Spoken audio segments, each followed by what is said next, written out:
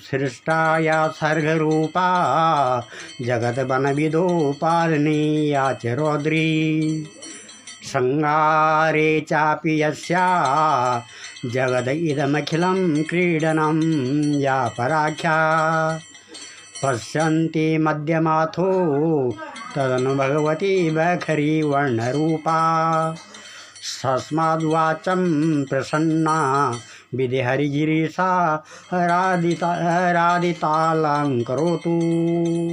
अब आज त्रिविध सृष्टि तथा गुणादि का वर्णन है। नारद जी ने कहा, पिताजी आप देवताओं के भी आराध्य देव हैं। तीनों गुणों का जो स्वरूप है उसे मैं विस्तार पूर्वक जानना चाहता हूँ। ब्रह्मा जी ने कहा, निष्पाप नारद, तीन अहंकारों की तीन शक्तियाँ हैं। वे ज्ञान शक्ति, क्रिया शक्ति और अर्थ शक्ति के नाम से विख्यात हैं। नारद, अब उनके कार्यों का निरूपण करूँगा। तामसी द्रव्य शक्ति से शब्द, स्पर्श, रूप, रस और गंध, इन पांच तन्मात्राओं की उत्पत्ति बताई जाती है। आकाश का गुण शब्द, वायु का स्पर्श, अग्नि का रूप, जल का रस और पृथ्वी का गुण गंध। द्रव्य शक्ति से संबंध रखने वाले ये दसों जब एकत्रित होकर प्रकट होते हैं तब इन्हें तामस अहंकार से उत्पन्न सृष्टि कहा जाता है।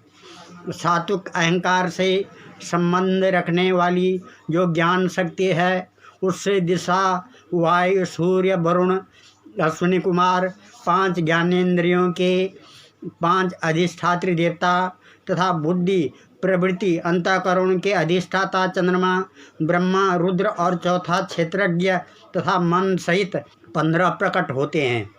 सात्विक अहंकार की यह सृष्टि सात्विक सृष्टि के नाम से विख्यात है। रस और गंध, इन पांच गुणों से पृथ्वी परिपूर्ण है। इस प्रकार सभी वस्तुओं के सम्मेलन से ब्रह्मांड की उत्पत्ति कही जाती है।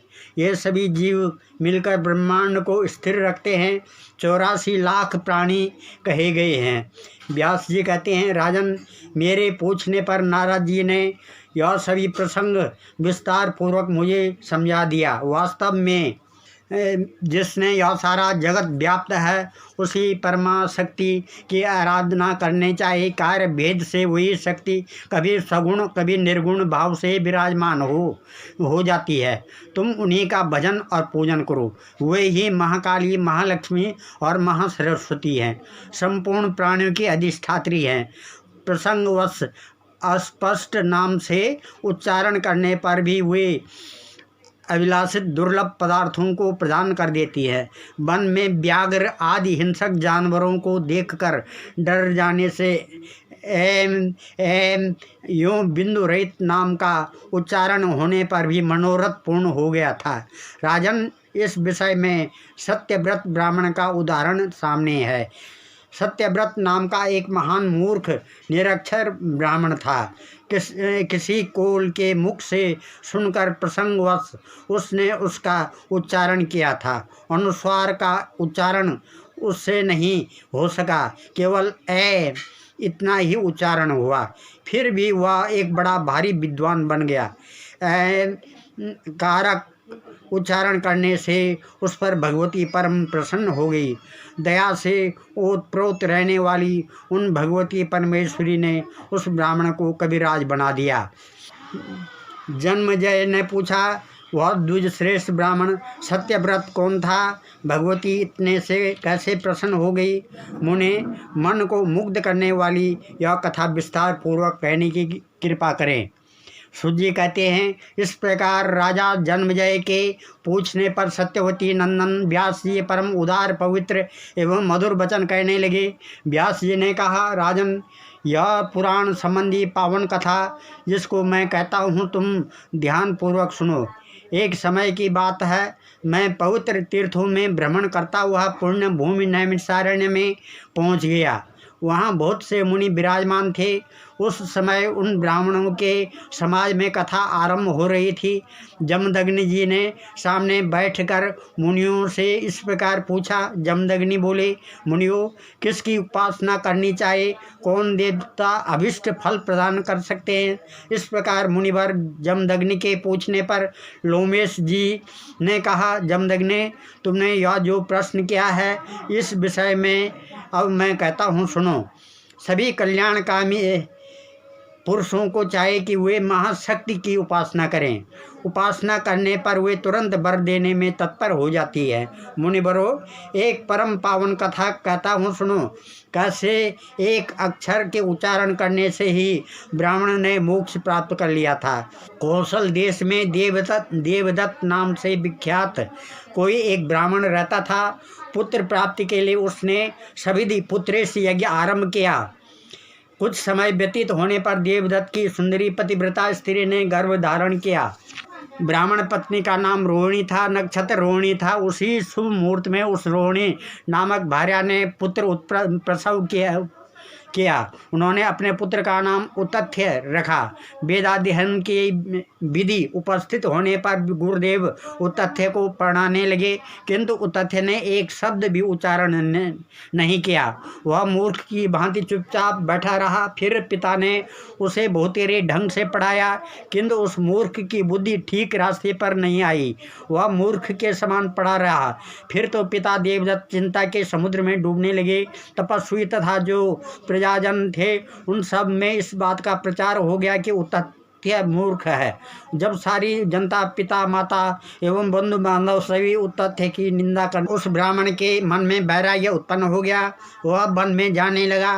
गंगा के तट पर एक पवित्र स्थान था। वहीं सुंदर कुटी बनाकर वह जंगल के फल मूल खाकर ही जीवन व्यतीत करने लगा। वहाँ मन और इंद्रियों पर संयम रखते हुए वह रहने लगा। उत्तम नियम यह बना लिया कि अब कभी भी झूठ नहीं बोलूँगा। यूँ उस सुरम्य आश्रम पर ब्रह्मचर्य पूर्वक उसका समय व्यतीत होने लगा। लोमस जी जब ही देवताओं का ध्यान और आराधन कैसे होता है, इसका उसे कुछ भी पता नहीं था। यूँ उस पुण्य सलीला गंगा के तट पर 14 वर्ष व्यतीत हो गए। न कोई आराधना की, न जप किया और न ही किसी मंत्र की जानकारी प्राप्त की। उस वन में रहकर उतथ्य ने केवल समय ही व्यतीत किया। पर उतथ्य मुनि सत्य बोलने का व्रत पालन करते हैं।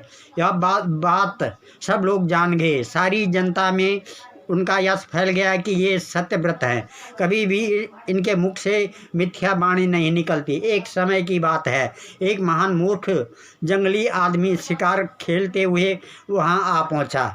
उस धनुषधारी किरात के बाण से एक सुअर बिंद गया था। अत्यंत भयभीत होकर भागता हुआ वह सुअर बड़ी शीघ्रता से उतथ्य मुनि के पास पहुंचा। उस दीनहीन पशु पर उतथ्य मुनि की दृष्टि पड़ गई। रुधिर से भीगे शरीर वाला वह सुअर मुनि के सामने से ही दौड़ा जा रहा था। दया के उद्वेग से उतथ्य मुनि कांप उठे। फिर तो उनके मुख से सारस्वत बीज ऐम का उच्चारण हो गया। वे महात्मा उतथ्य तो नितांत अज्ञानी थे। उन्हें सारस्वत बीज मंत्र का क्या पता, किंतु शोक में पड़ जाने पर उनके मुख से यह उच्चारण हो गया। इधर वह सुअर आश्रम में जाकर एक सघन झाड़ी में छिप गया। इसके बाद तुरंत वह निषादराज शिकारी कान तक बाण खींचे हुए धनुष हाथ में लिए उतथ्य मुनि के सामने आ पहुंचा। उसने सामने खड़े होकर प्रणाम किया और पूछा, द्विजवर, सुअर कहाँ गया? मैं जानता हूँ आप प्रसिद्ध सत्यव्रती हैं। मैं आपसे पूछ रहा हूँ कि मेरे बाण से बिना हुआ वह सुअर कहाँ है? इस प्रकार उस व्याध के पूछने पर महाभाग उतथ्य मुनि के मन में भांति भांति के विचार उठने लगे। सोचा नहीं देखा है। यह कहने पर कौन सा उपाय है कि जिससे मेरा सत्यव्रत नष्ट न हो? परंतु सत्य हो या असत्य, मैं यह भी कैसे कहूँ कि बाण से बिंदे हुए शरीर वाला सुअर इधर गया है? यह क्षुधातुर व्याध तो पूछ ही रहा है, उससे देखकर यह मार ही डालेगा। इधर धर्म संकट में पड़कर उतथ्य सोचते रहे, परंतु किसी निर्णय पर नहीं पहुंच सके। जब उतथ्य ने बाण से बिंदे हुए दया पात्र सुअर को देखा था तब उसके मुंह से अनायास एम शब्द निकल पड़ा था। एम भगवती का बाग बीज मंत्र है, अतः उसे सुनकर भगवती प्रसन्न हो गई और उन्होंने उद्धत्य को अलभ्य विद्या प्रदान कर दी। भगवती के बाग बीज मंत्र का उच्चारण हो जाने से मुनि को संपूर्ण विद्याएं स्फुरित हो गई। उद्धत्य मुनि एक महान कवि बन गए। अब उन्होंने धनुष बाण लेकर सामने खड़े हुए व्याध से यह श्लोक कहा। व्याध देखने वाली जो आँख है वह बोलती नहीं, और जो वाणी बोलती है उसने देखा नहीं। फिर तुम अपना कार्य साधने की धुन में लगे हुए क्यों बार बार पूछ रहे हो। मुनिवर उद्धत्य के यूँ कहने पर वह पशुघाती व्याध चला गया। अब वे ही उद्धत्य एक दूसरे वाल्मीकि की भांति प्रकांड विद्वान हो गए। सारे भूमंडल में सत्यव्रत नाम से उनकी प्रसिद्ध हो गई। तदंतर सारस्वत बीज मंत्र एम का उन्होंने विधिवत जाप किया। जिन पिता ने उद्धत्य को त्याग दिया था वे आश्रम पर गए और बड़े आदर के साथ मुनि उद्धत्य को घर लौटा लाए। अतएव राजन, उन आदि शक्ति भगवती जगदम्बिका की उपासना करनी चाहिए। व्यास जी कहते हैं, राजन, नैमिषारण्य क्षेत्र में मुनि मंडली बैठी थी। उस समय लोमस जी के मुख से भगवती का यह उत्तम मातम्य मैंने सुना था। जो इस मातम्य को सुनता है उसके सारे पाप नष्ट हो जाते हैं, उसके सारे कष्ट नष्ट हो जाते हैं और वो परम पद की प्राप्ति करता है। सज्जनों, अगर आपको ये कथा अच्छी लगी तो इसे लाइक करें, शेयर करें और आगे इसी तरह की कथा सुनने के लिए मेरे चैनल को सब्सक्राइब करें। धन्यवाद।